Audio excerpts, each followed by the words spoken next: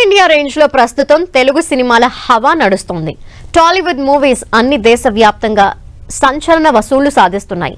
మన హీరోలు కూడా భారీ స్థాయిలో రెమ్యునరేషన్ తీసుకుంటున్నారు. తాజాగా ఇండియాలోనే హైయెస్ట్ రెమ్యునరేషన్ తీసుకుంటున్న హీరోగా మన ఐకాన్ స్టార్ అల్లు అర్జున్ నిలిచారు.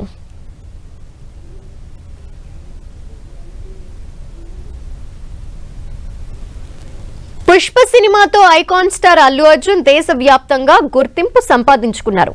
తన యాక్టింగ్ తో అదరకొట్టి నేషనల్ అవార్డు కూడా దక్కించుకున్నారు. దీంతో icon star craze next level కి వెళ్ళింది.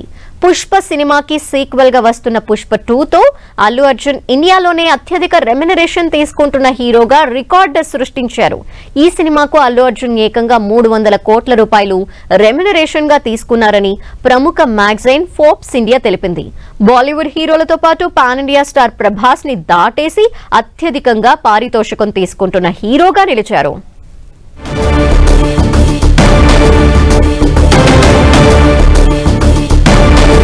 బన్నీ తర్వాత తమిళ హీరో విజయ్ దళపతి అత్యధికంగా పారితోషికం తీసుకుంటున్న హీరోగా నిలిచారు.